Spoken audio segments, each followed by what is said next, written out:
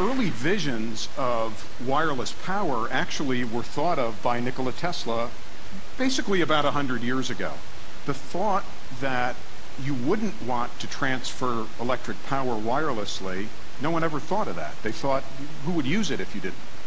And so in fact, he actually set about doing a variety of things, both the Tesla coil.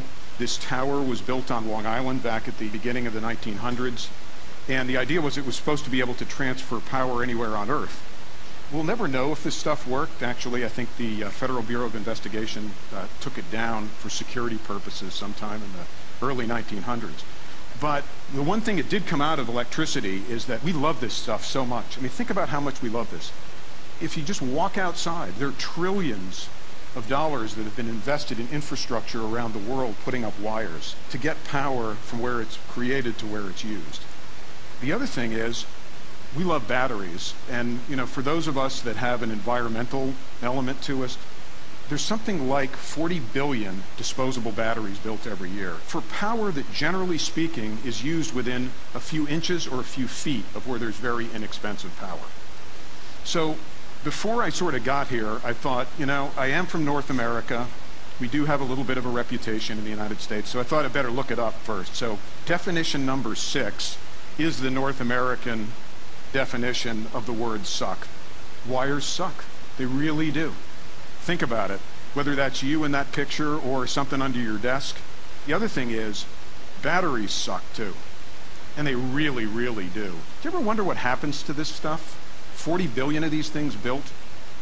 This is what happens. They fall apart, they disintegrate, and they end up here.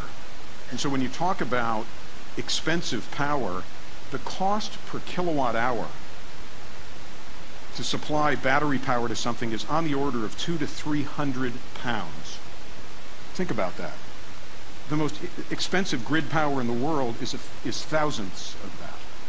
So fortunately, one of the other definitions of suck that was in there, it does create a vacuum, and nature really does abhor a vacuum.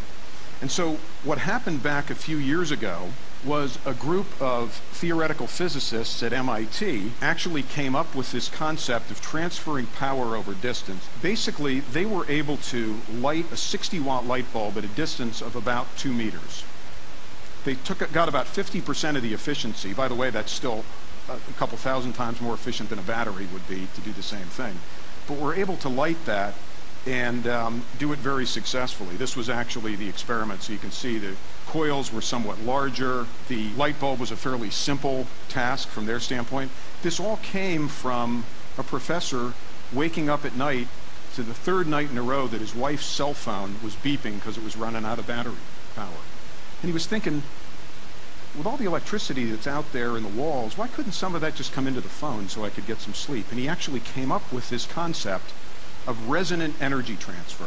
But inside a standard transformer are 2 coils of wire. And those 2 coils of wire are really, really close to each other and actually do transfer power magnetically and wirelessly, only over a very short distance. What Dr. Soyachich figured out how to do was separate the coils in a transformer to a greater distance than the size of those transformers using this technology, which is not dissimilar from the way an opera singer shatters a glass on the other side of the room. And it's a resonant phenomena for which he actually received a MacArthur Fellowship Award, which is the nickname the Genius Award, last September for his discovery. So how does it work? Imagine a coil. For those of you that are engineers, there's a capacitor attached to it too.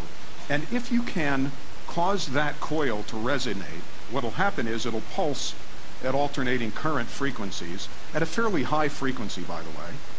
And if you can bring another device close enough to the source that will only work at exactly that frequency, you can actually get them to do what's called strongly couple and transfer magnetic energy between them. And then what you do is you start out with electricity, turn it into magnetic field, take that magnetic field, turn it back into electricity, and then you can use it. Number one question I get asked, I mean, people are worried about cell phones being safe. What about safety? First thing is, this is not a radiative technology. It doesn't radiate. There aren't electric fields here. It's a magnetic field. It stays within either what we call the source or within the device. And actually, the magnetic fields we're using are basically about the same as the Earth's magnetic field. We live in a magnetic field. And the other thing that's pretty cool about the technology is that it only transfers energy to things that work at exactly the same frequency, and it's virtually impossible in nature to make that happen. And then finally, we have governmental bodies everywhere that will regulate everything we do, and they've pretty much set field exposure limits, which all of the things in the stuff I'll show you today sort of sit underneath those guidelines. Mobile electronics, home electronics, those cords under your desk, I bet everybody here has something that looks like that, or those batteries. There are industrial applications, and then finally electric vehicles. These electric cars are beautiful, but who is going to want to plug them in? Imagine driving into your garage. We've built a system to do this. You drive into your garage, and the car charges itself, because there's a mat on the floor that's plugged into the wall, and it actually causes your car to charge safely and efficiently. And then there's all kinds of other applications, implanted medical devices where people don't have to die of infections anymore, if you can seal the thing up, credit cards, robot vacuum cleaners. So what I'd like to do is take a couple minutes and show you actually how it works. And what I'm going to do is to show you pretty much what's here. You've got a coil.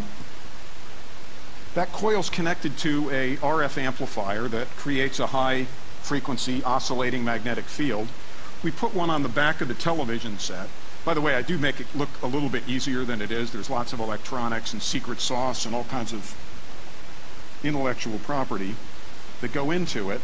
But then what's going to happen is it'll create a field. It'll cause one to get created on the other side. And if the demo gods are willing, in about 10 seconds or so, we should see it. The 10 seconds actually are because I don't know if any of you have ever thought about plugging a TV in when you use just a cord. Generally, you have to go over and hit the button. So I thought we put a little computer in it that has to wake up to tell it to do that. So I'll plug that in. It creates a magnetic field here. It causes one to be created out here. And as I said, in sort of about 10 seconds, we should start to see. This is a commercially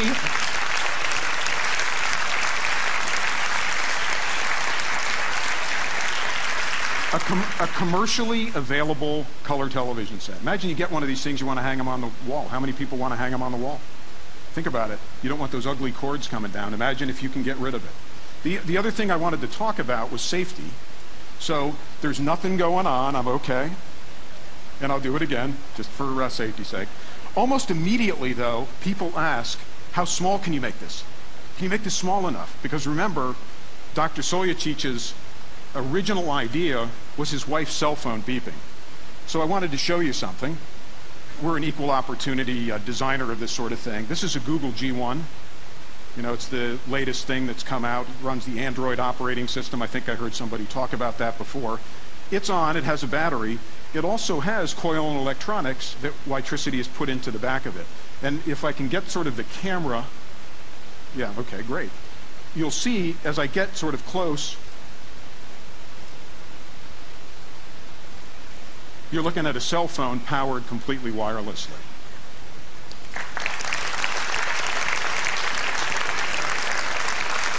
And I know some of you are Apple aficionados, so you know they don't make it easy at Apple to get inside their phone, so we put a little sleeve on the back, but we should be able to get this guy to wake up too.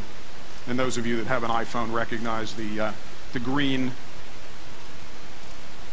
center, and Nokia as well.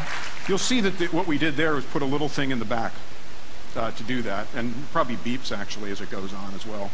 But the screen, typically you use it to light up the screen. So imagine these things could go, they could go in your ceiling, they could go in the floor, they could go actually underneath your desktop, so that when you walk in or you come in from home, if you carry a purse, it works in your purse. You never have to worry about plugging these things in again, and think of what that would do for you. So I think, in closing, sort of in the immortal visions of the New Yorker magazine, I thought I'd put up one more slide. And for those of you that can't read it, it says, it does appear to be some kind of wireless technology. So thank you very much.